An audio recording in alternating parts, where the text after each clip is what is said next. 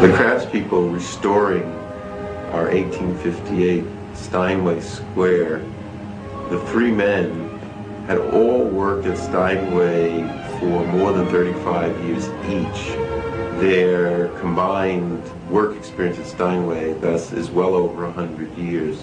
In talking to Stefan and Rudy and Franz, I discovered that these three men had carpooled from Long Island to the Steinway factory in Queens together for a good part of those 35 years, and we're now back together again, carpooling, coming in on Wednesday mornings to restore this piano.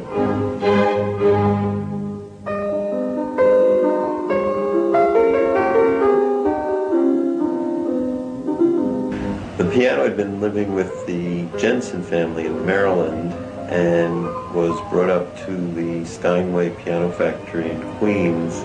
It arrived on a cold winter's morning in December of 1993. What was astonishing was when the tractor trailer came around the corner. It was this big red tractor trailer. The truck driver was really the Fred Astaire of truck drivers. He did this amazing three-point turn with this huge truck to back it into the unloading dock. It pulled into the factory and they opened the doors, and it was the only piano in the entire tractor trailer. And I said to the fellow, "Why did you bring such a big truck for this one piano?" And he said, "Well, I heard you were making a movie, so I wanted to bring a big truck, and I brought a red one so that you'd notice it." We brought the piano out of the truck and unwrapped it. It felt like it was Christmas, unwrapping this piano. It was a very exciting moment for me to finally see this piano, which I'd been really just reading about through letters and through correspondence. And then we took the piano upstairs, and Bill Youse Jr., who is the head of Steinway's restoration department, went over the piano to see just how much work was involved. Bill is an interesting fellow. His father, Bill Youse, worked for Steinway and is the head of the union, and his grandfather worked for Steinway and was a blind tuner for Steinway and Sons. Being blind was, in terms of the profession of tuners, was not unusual. Many tuners at Steinway and other piano factories were blind. But Bill is the third generation, the Youse family working for Steinway. Every Steinway piano has a number. This piano's number is 2166. It means that this is the 2,166th Steinway piano made by the Steinway family.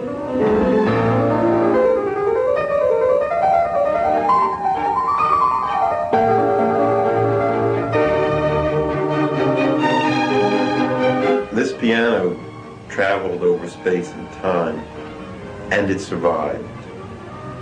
It's made in New York City in 1858, shipped to Louisville, Kentucky in 1859, to a Steinway piano dealer, and then is sold to the Hutchins family, and the Hutchins family really have the piano the longest.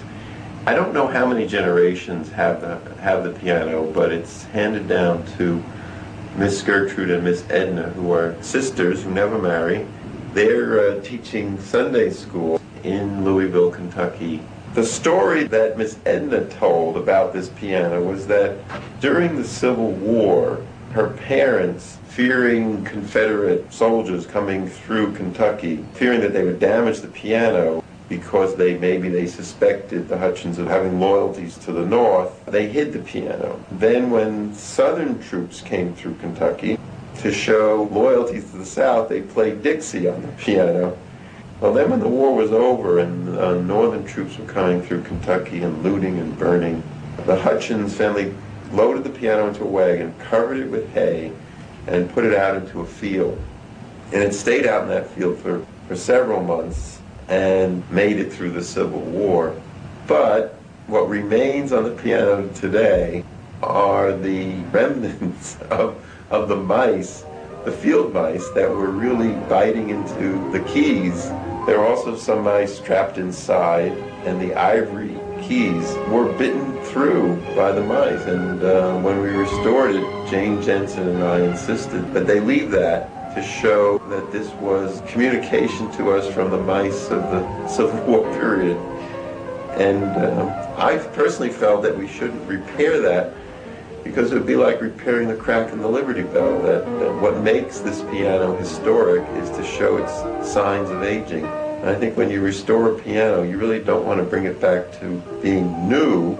You want to highlight what makes it interesting and highlight its history.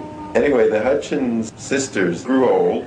Gertrude died and Miss Edna lost her sight. So having no relatives, she really looked around for someone to give the piano to. And she had become quite friendly with the Jensen family, and Sergeant Carl Jensen, who was stationed in Fort Knox, had a daughter, Jane Jensen, and either Miss Gertrude or Miss Edna or both were her Sunday school teachers. It was 1955, yeah.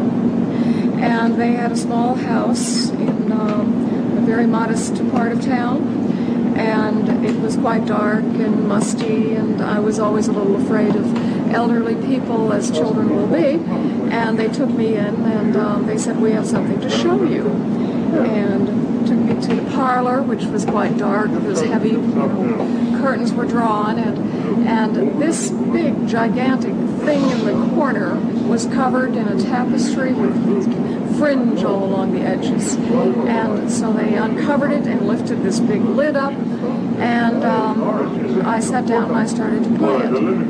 And they were just really moved. And of course I was a small child at the time, but they said, "We haven't heard our piano played in so long."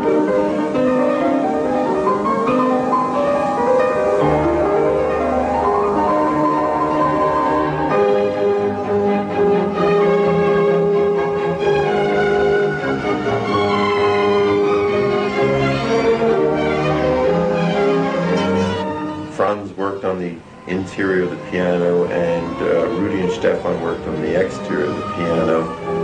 90% of the work was woodworking. As with all pianos, most of it was cabinetry. And that's what Franz and Stefan and Rudy were so good at. Watching them work together, you realize that these three men had been craftsmen for a long time. Most of their communication was nonverbal. It was all body language, it was movement of a hand, an eye gesture. There was no script, there was no plan, there was no you do this, I do that. We don't have this on camera, but the first time that Rudy and Franz and Stefan walked into that factory after retirement, it felt like I was walking into Yankee Stadium with Joe DiMaggio, Willie Mays, and Babe Ruth.